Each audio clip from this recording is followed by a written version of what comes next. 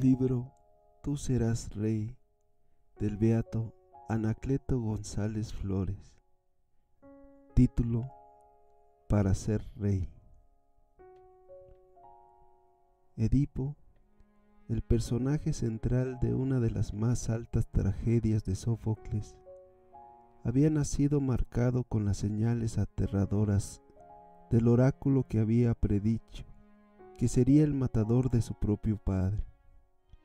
Y sus padres, que eran reyes de Tebas, al tercer día de haber nacido Edipo, lo entregaron a un criado para que lo despeñara en uno de los montes cercanos. La compasión le perdonó la vida al recién nacido. Cayó en manos de un pastor y éste lo condujo a Corinto. Allí vivió largos años, oscuro y olvidado. Conocedor un día de la predicción funesta que pesaba sobre él, huyó de la ciudad donde había vivido y se puso en marcha hacia Tebas. Penetró a la ciudad que había sido su cuna y comenzó a hacer vida común con sus nuevos conciudadanos. Se había presentado con las manos desnudas. Nadie lo conocía ni pudo sospechar que sobre su frente llevaba las huellas de un rey. Ignoraba su origen, jamás había conocido a sus padres y había vuelto del destierro destronado, reducido a la categoría de un simple ciudadano. Nada ni nadie pudo descubrir por entonces que Edipo fuera un príncipe y que debería reinar. Y vivía olvidado, oscuro, pobre y entregado a batir el pan de su vida con sus manos desnudas de ciudadano humilde y empobrecido. Pero al mismo tiempo que amasaba el pan de todos los días con el sudor de su rostro, hablaba con los habitantes de Tebas y adquiría con sus virtudes y su brillante talento una fuerte y viva popularidad. Y a la vuelta de poco tiempo, en medio del clamor ruidoso de una consagración, Edipo recorría las calles de la ciudad que lo había visto nacer maldito, aclamado por millares de bocas, y así fue introducido en el palacio donde había reinado su padre y comenzó a ser rey. ¿Qué había ocurrido? ¿Por qué las vestiduras oscuras de aquel olvidado ciudadano de Tebas se troncaron en púrpura y las manos que antes se magullaban con el arado y las herramientas de un taller pudieron tocar el oro de un cetro y alzarse con la majestad con que se levantan las manos de los reyes?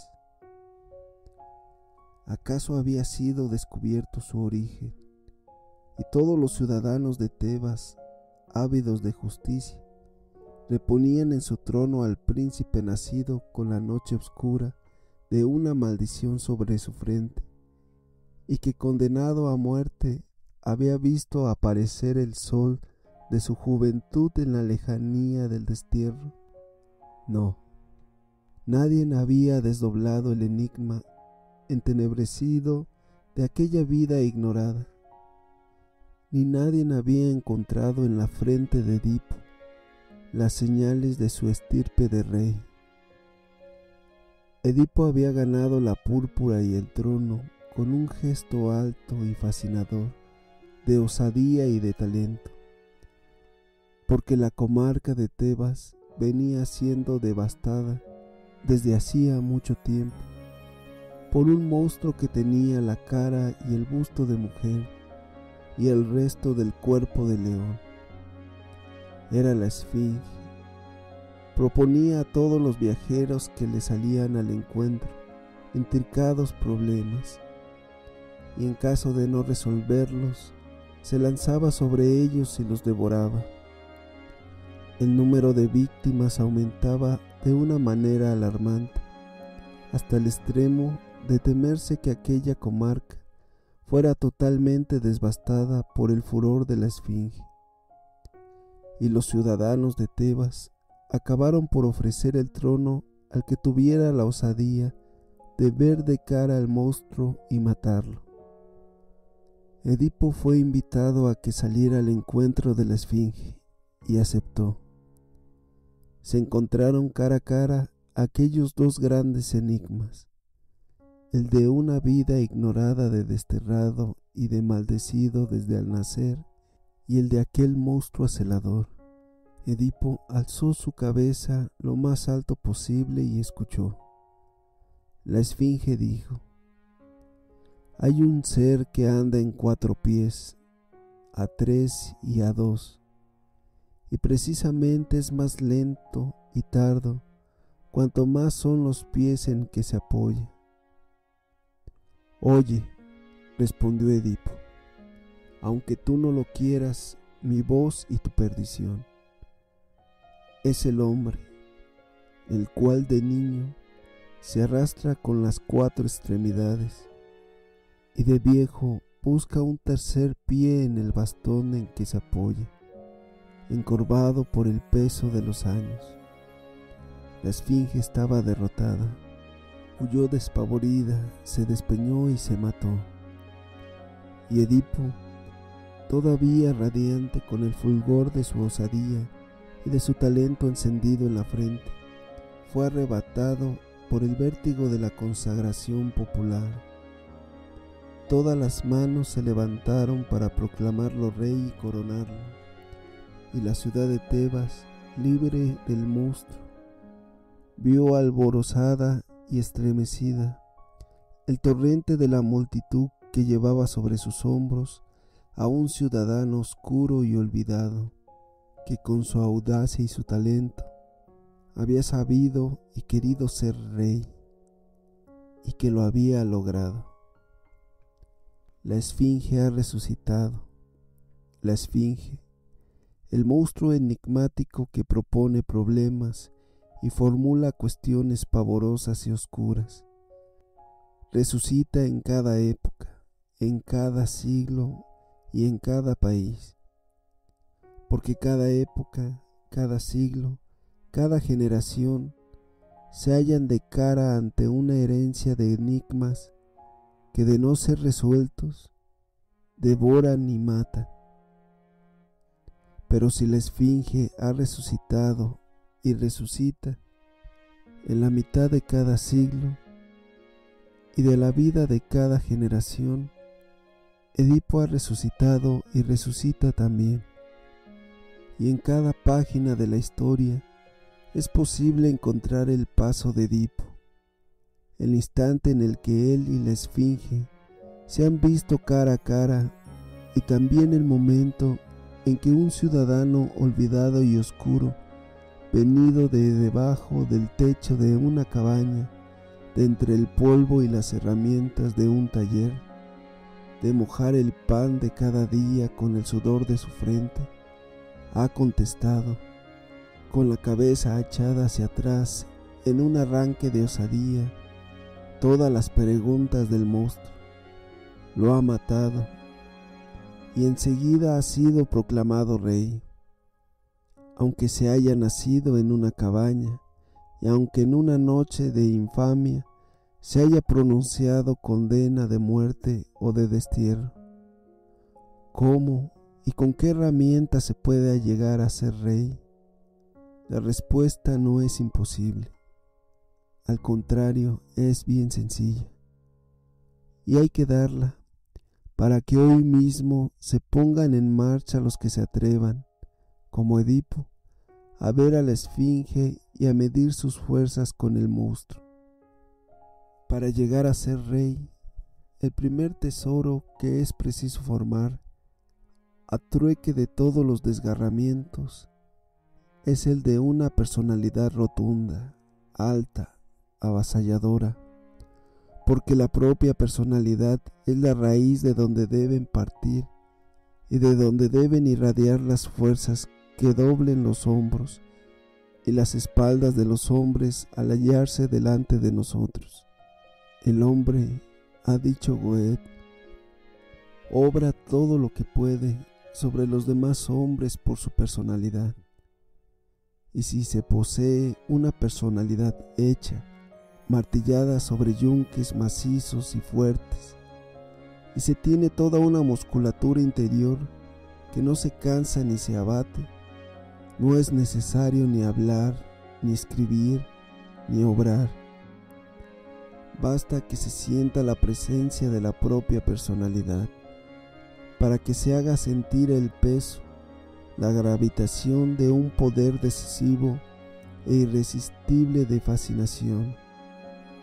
No basta tener y ostentar una fachada de personalidad, porque en esto, como al tratarse de las monedas, es muy fácil deslumbrar con las apariencias, pero el solo contacto, no ya pruebas recias y profundas, basta para disipar el engaño y para descubrir el fraude.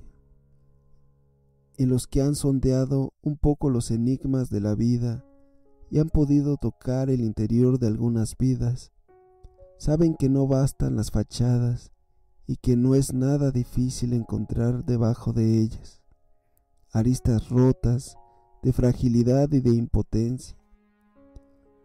De aquí que en un punto a edificar nuestra personalidad, procuremos huir de las fachadas y de las meras apariencias. Y si solamente cobre tenemos, acuñemos cobre, y si tenemos oro o diamante, acuñemos personalidades de oro o de diamante, porque es preferible ser una vil y oscura moneda de cobre, pero buena, y que pueda servirnos para comprar aunque sea un mendrugo de pan, a que hagamos una moneda falsa y tengamos que caer en la ignominia de que en pleno mercado, donde se entrecruzan los valores humanos y son puestos a prueba, se nos arroje marcados con la infamia de los monederos falsos, y en posesión de una firme, recia y sólida personalidad, edificada, construida sobre la piedra angular de nuestro espíritu y de nuestra propia carne, podemos esperar que con nuestra sola presencia empezaremos a fundar el reinado en que más tarde seremos ungidos con el óleo con que se hace la consagración de los reyes. Cayo Mario había edificado una alta personalidad. Con ella había logrado pesar decisivamente sobre su siglo, pero una serie interrumpida de reveses lo arrojó al destierro, y fue entonces cuando apareció con toda su fuerza el alcance de la personalidad de aquel célebre romano. Fue aprehendido durante su viaje de desterrado y previa a una enconada deliberación de los magistrados de Minturnas, fue condenado a muerte. Sin embargo, desde luego no fue posible encontrar quien se atreviera a ejecutar la sentencia de muerte, porque las manos de los soldados temblaban de admiración, de respeto, hacia aquel viejo caudillo de Roma. Por fin un soldado arrebató su espada y se dirigió hacia el lugar donde Mario esperaba que se decidiera su muerte. Pocos momentos después, se veía llegar a aquel soldado al punto mismo de donde partió. Venía confuso, trémulo y espantado, y al encontrarse delante de los magistrados que habían pronunciado la sentencia de muerte, gritó desaforadamente: «Yo no puedo matar a Cayo Mario». Esto despertó un movimiento inesperado de admiración y se dejó a Mario que continuara su camino. Emerson y Carlyle llegaron a ser los maestros de su siglo y de su generación. Uno, el primero, pronunció sus oráculos en América.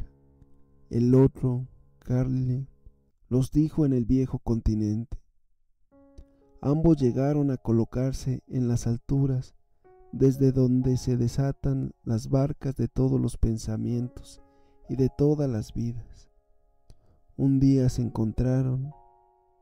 Emerson penetró a la estancia donde Carlyle preparaba sus mensajes para su siglo. Quedaron sentados uno frente al otro.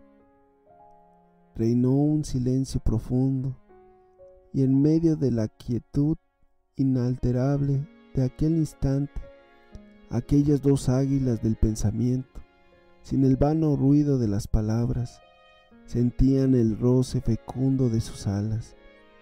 Pasó un largo espacio de tiempo. Enseguida los dos maestros se pusieron de pie, estrecharon efusivamente sus manos en señal de despedida y se separaron. No hablaron, pero se lo habían dicho todo. ¿Cómo? Con la sola presencia de sus personalidades.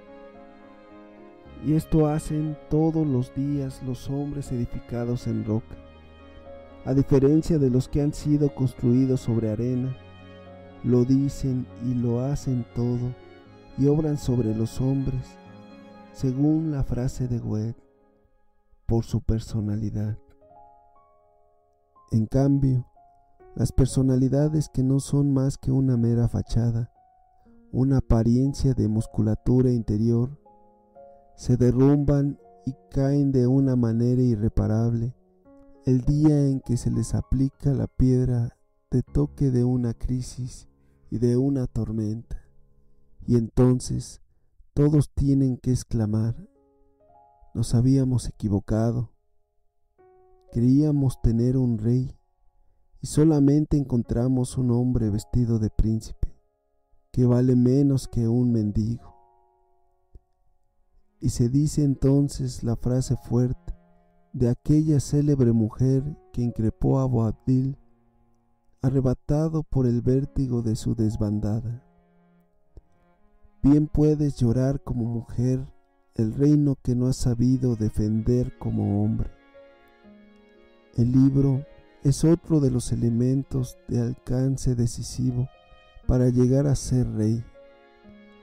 No es más que la prolongación de la propia personalidad, porque no es el libro más que un ancho y fecundo respiradero del propio pensamiento.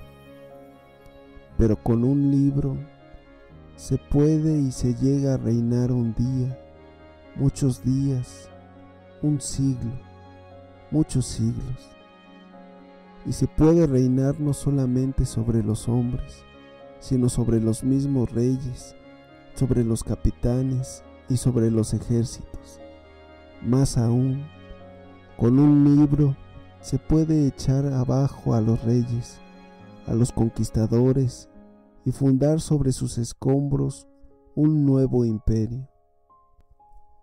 Mientras Luis XIV deslumbraba a su siglo con el esplendor de su reinado, penetró por las calles de París un hombre oscuro y desconocido. El recién llegado escribió la nueva Eloísa, y la nobleza, que hasta entonces había vivido entregada a rendirle culto a la persona del rey, y en medio de los convencionalismos y artificios de la corte, comenzó a sentir una irresistible nostalgia por la naturaleza desnuda y espontánea. Una dama noble había dado orden de que se le preparara su carroza para asistir a una reunión. Poco antes de salir, encontró aquel libro sobre una mesa. Abrió sus páginas. Se sintió fascinada por el estilo y por los personajes. Fue arrebatada por un éxtasis en presencia del libro y lloró hasta bañarse cuerpo y alma. Amanecía y aquella dama continuaba bebiendo el pensamiento del autor. El cochero se acercó en esos momentos a preguntar tímidamente que si no salía la señora, y ella ordenó que fueran soltados los caballos porque deseaba apurar el vino que le había embriagado. El autor del libro era Juan Jacobo Rousseau. Más tarde escribió El contrato social, que fue devorado por los espíritus inquietos y atormentados de aquel tiempo, y siguieron su marcha los años, y aquel artífice de libros y de quimeras traspasó los umbrales de la eternidad y pareció haber muerto para siempre, sin haber desquiciado nada ni a nadie.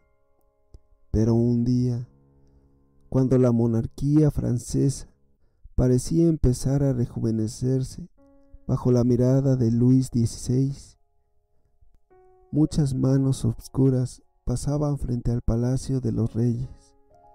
El descendiente de Luis XIV, un tanto movido de extrañeza, le preguntó a uno de los nobles que si era aquello un motín, a lo que le contestó con acento profétice el noble: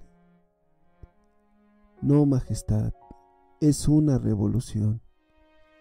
Y cada mano de las muchas que juraban en medio del tumulto había tomado una tea encendida de las páginas de los libros de Juan Jacobo, y todos los millares de manos que parecían millones de antorchas encendidas que prendieron fuego al andamiaje ya apolillado de la dinastía reinante, y que luego alzaron la guillotina y decapitaron al rey y a la reina, no eran más que los centenares de las páginas de la Nueva Eloísa y del contrato social que habían atizado la hoguera de la sublevación.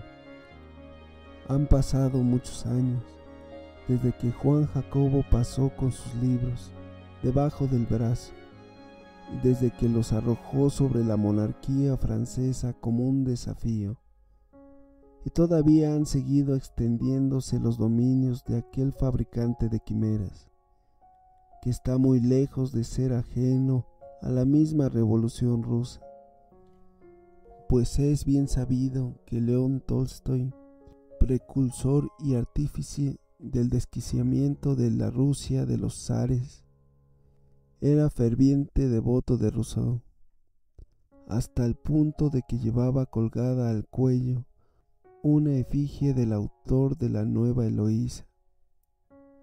Con unos cuantos libros continúa siendo Juan Jacobo un soberano que dispone a su arbitrio de las dinastías y que sigue fundando, aunque duren poco tiempo, imperios de sueños y de quimeras. Enrique VIII, en un arrebato de orgullo y de lascivia, se había separado de la Iglesia Católica. Enseguida se dio a la tarea de fundar su propia iglesia, y tras de una enconada persecución estableció el protestantismo. De este modo, Inglaterra vino a caer de rodillas delante de Lutero, y a partir de ese día, el catolicismo ha tenido que hacer grandes esfuerzos para reconquistar las posiciones perdidas. Entre las acometidas victoriosas que más tarde ha dado el catolicismo en Inglaterra, se encuentra lo que se ha dado en llamar la crisis de Oxford. Esa crisis ha consistido en el hecho de que algunos protestantes de pujante relieve por su ciencia y su prestigio comenzaron a desertar de las bandejas del protestantismo para echarse en un arranque de fervor y de entusiasmo en los brazos de la Iglesia Católica. Entre los convertidos con motivo de la crisis de Oxford se encuentra el célebre cardenal Newman. Newman era el más alto de los abanderados. Un día después del largo trabajo de fermentación provocada por el dedo de Dios, leyó una frase que San Agustín había escrito en uno de sus libros. Se trataba de una frase bien sencilla, en la cual se recalca la autoridad doctrinal de la Iglesia. cursus judicat terrarum. Esta frase de San Agustín aparecía reproducida en un escrito de Wiseman. Aquellas palabras se encajaron porfiadamente en el pensamiento de Newman y lo arrojaron hacia el lado de la Iglesia Católica. Y toda esa crisis religiosa que ha venido dando prosélitos al catolicismo en Inglaterra arranca de una sola frase escrita por San Agustín en uno de sus libros. Y de este modo se puede llegar a ser rey de un siglo, de una época, de una generación, y volcar imperios, edificar dinastías sobre sus despojos, sin más elementos que unos cuantos libros. Y por esto, el libro es uno de los factores más eficaces para llegar a ser rey. La elocuencia es otro de los recursos de que se puede echar mano para llegar a ser rey. Cada orador consagrado ha tenido que ser, sin más poder que el de su palabra, el soberano de su siglo o cuando menos de su generación. Demóstenes lo fue de Grecia, y sus conciudadanos, vivamente agradecidos hacia el más grande de sus oradores, quisieron entregarle una corona en premio de sus afanes y de su elocuencia puesta al servicio de su patria. Y fue entonces cuando alguien se atrevió a disputarle aquella recompensa. Y fue también entonces cuando la Grecia entera, sacudida hasta sus entrañas, asistió al encuentro entre Demóstenes y Esquines. Los dos rivales arrojaron todos los dardos de sus repletas aljabas de maestros de las palabras y se clavaron puñados de saetas en el corazón y en la frente. Pero el príncipe, el rey de la elocuencia griega, que era Demóstenes, defendió victoriosamente la corona que había ganado con el esplendor maravilloso de su palabra. El día siniestro y oscuro en que se desató el huracán de la Revolución Francesa del 93, el cetro de los reyes había pasado de las manos de Luis XVI a las manos del orador más alto, que era Mirabeau. El cetro de Luis XVI era solamente una caña rota. Las muchedumbres arrojaban sobre el trono todo el desdén y todo el odio de sus anatemas. La brújula se había roto en aquel barco desmantelado, y los remos cayeron en el poder de los oradores. Pero entre los oradores Mirabeau descollaba como una montaña rodeada de colinas, y Mirabeau, sobre el corcel fogoso y arrebatado de su elocuencia vertiginosa, se hizo rey de Luis XVI y soberano de las muchedumbres. Hablaba un día en una asamblea rugiente que estaba empeñada en sofocar la voz de los oradores. Entonces Mirabeau se irguió sobre sus pies, echó hacia atrás su cabeza coronada por una melena como de león y gritó: «Que callen los 30».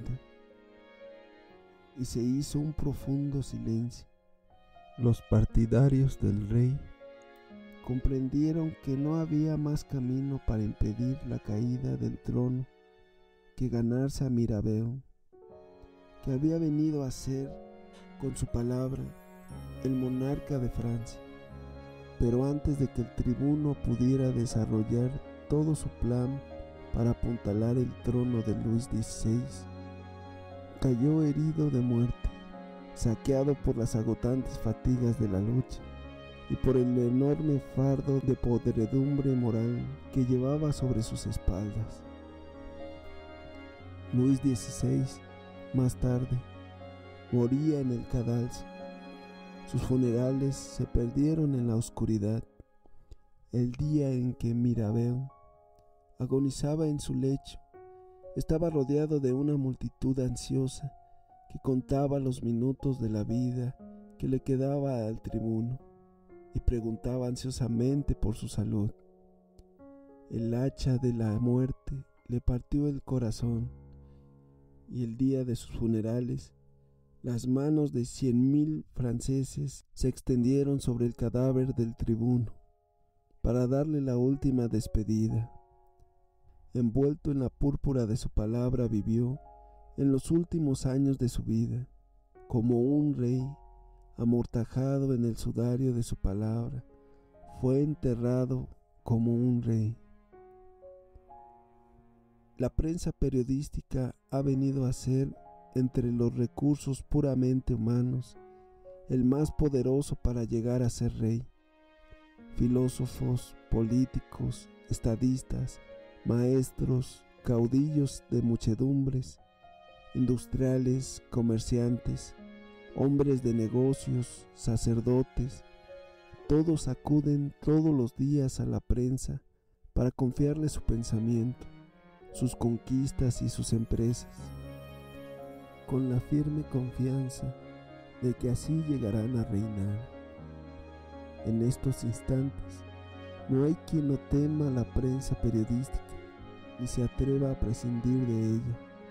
Los hombres que sienten hambre de subir y de gobernar a los pueblos se echan ciegamente en brazos de la prensa y saben que los llevará a las alturas del poder. Cleveland, que fue presidente de los Estados Unidos del Norte, aceptó ser candidato por más que sabía que el éxito estaba muy lejos de ser seguro. Sin embargo, para abrirse paso y para ganar la opinión y salir triunfante en las urnas electorales, confió su suerte a la prensa. Cleveland lanzó una victoria decisiva, a pesar de que todas las apariencias hacían esperar que sería derrotado. Pocos pudieron de pronto explicar el éxito de aquella candidatura. Más tarde el mismo Cleveland aseguró que su candidatura había sido irremediablemente derrotada si no hubiera sido porque la fortaleció y la llevó hacia las alturas en New York World. Al día siguiente de que alguno llega a las cumbres de los destinos, de patrias y de hombres, pone sus miradas en la prensa periódica. Si los periódicos lo atacan, los persiguen hasta amordazarlos o matarlos. Y en todo caso procura rodearse de una fuerte escolta de prensa que lo sostenga y lo afiance.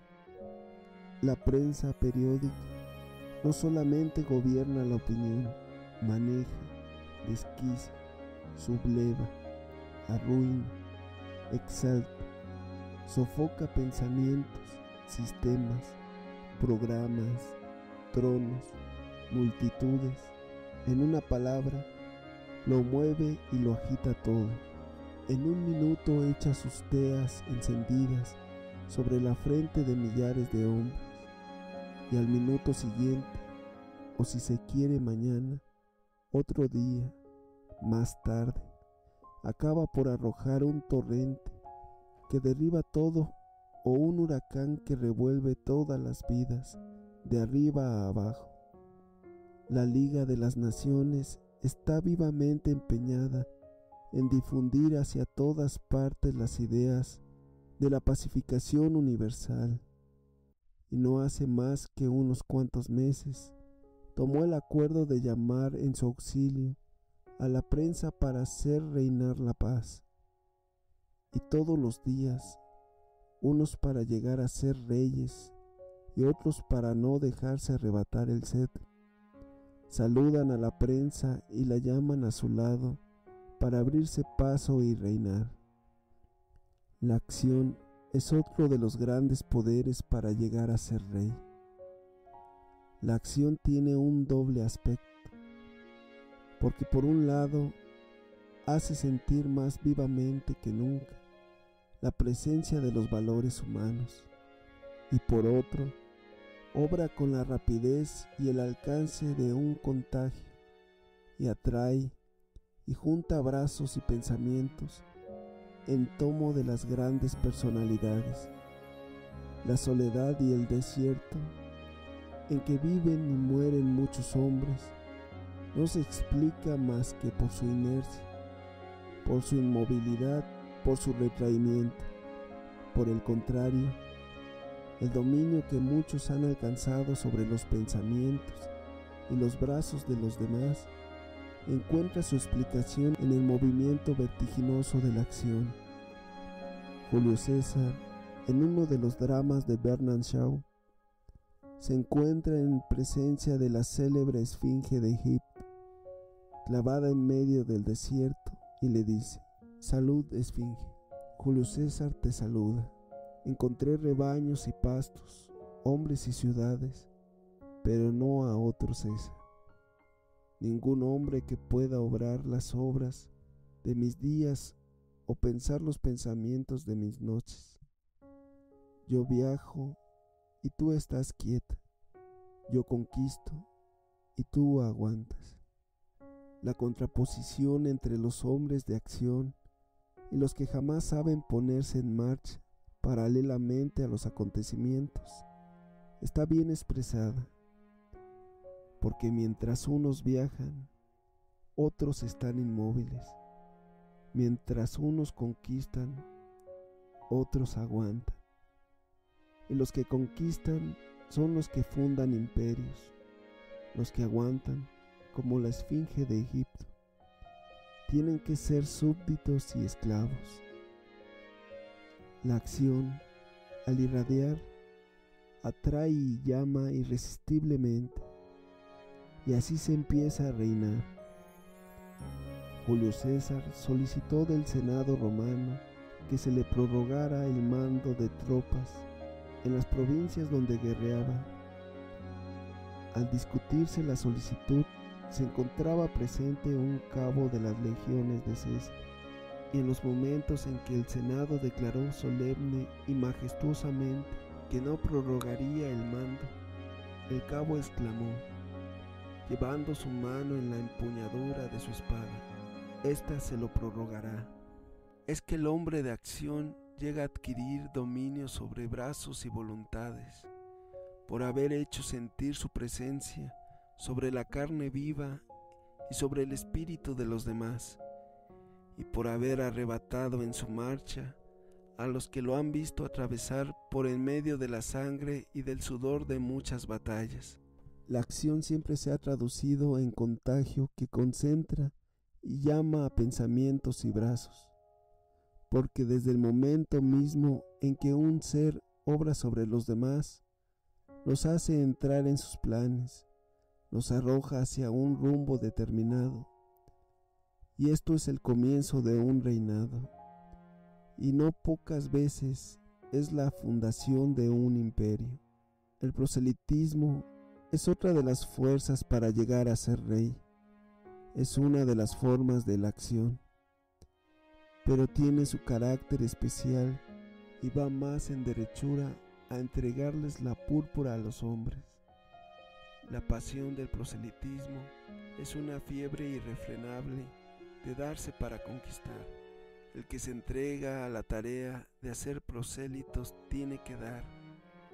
Unas veces da su palabra, otras da su tiempo, otras da su pensamiento, otras da su corazón.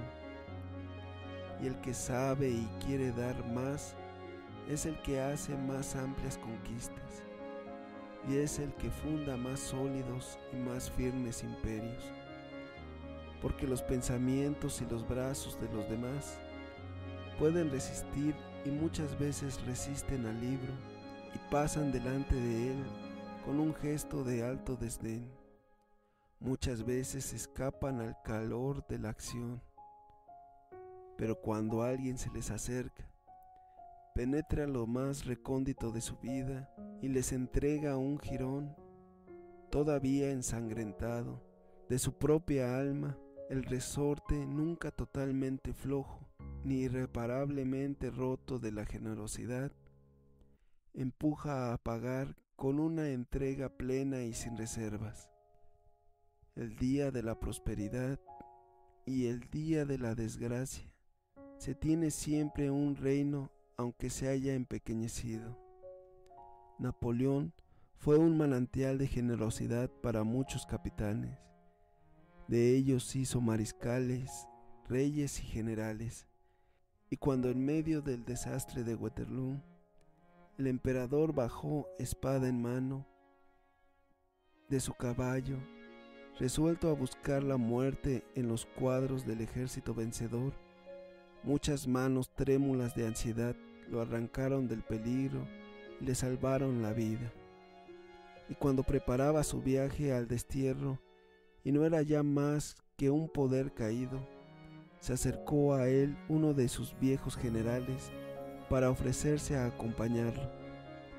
Era el general Drouot. El emperador habló de retribución, pero entonces Drouot, intensamente conmovido, puso como única condición para acompañar a Bonaparte al destierro que no se le pagaría sueldo. Señor, dijo el general, si vuestra majestad, en los momentos en que estamos, me diera dinero, dirían que el emperador Napoleón, en la adversidad, no encontró amigos sino a precio de oro, y dirían de mí que seguía a vuestra majestad porque me pagaron. El proselitismo, cuando es pasión que hace dar, que hace entregarse, logra echar raíces de un imperio que difícilmente se muere, el imperio del amor. Y es por esto otro de los caminos por donde se puede ir a ser rey. Durante el primer cuarto del siglo pasado hizo su aparición en el escenario de la historia un hombre que valía por muchos reyes juntos. Había nacido en Irlanda, en medio de varios millones de católicos reducidos a la más bárbara y feroz tiranía. La crueldad del protestantismo inglés había eliminado en Irlanda a todos los católicos de los puestos públicos. Les había arrebatado la libertad de enseñanza y la libertad de conciencia.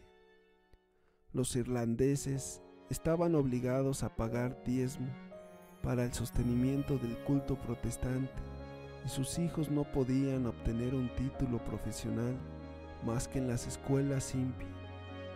Y en este pueblo, que era un inmenso esclavo de varios millones de católicos, nació Daniel O'Connell. Como Edipo, había nacido condenado a ser servidumbre, al olvido y al destierro. Tuvo que ir a Francia para hacer su carrera de abogado, y de regreso a su patria, no era más que un hombre oscuro que llevaba en su frente y en sus manos todas las marcas y las señales de los clavos. Pero fue osado como nadie, lo fue en su siglo. Fue elocuente como nadie lo pudo ser en su tiempo. Fue activo con una acción devoradora y se entregó todo entero, en cuerpo y alma, a la defensa de la libertad de su pueblo, en presencia del país más fuerte y pérfido, Inglaterra.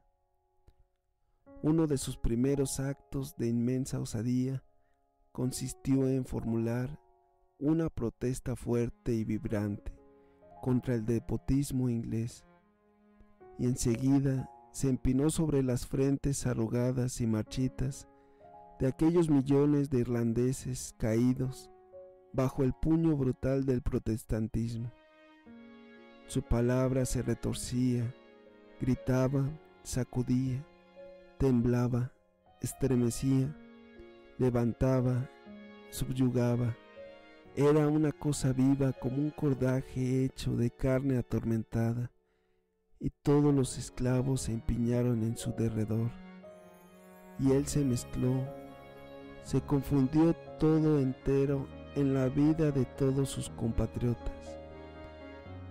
Era su abogado, su defensor, su consejero, su hermano, su padre, su juez, su árbitro. bien pronto fue llamado por el desdén de los protestantes el rey mendigo. Era mendigo, es cierto, pero era también rey. Y esto era mucho más cierto, porque todos los irlandeses dejaron de ser, de hecho, súbditos del rey de Inglaterra para hacerlo con el corazón, con el pensamiento, con sus brazos, súbditos de O'Connell.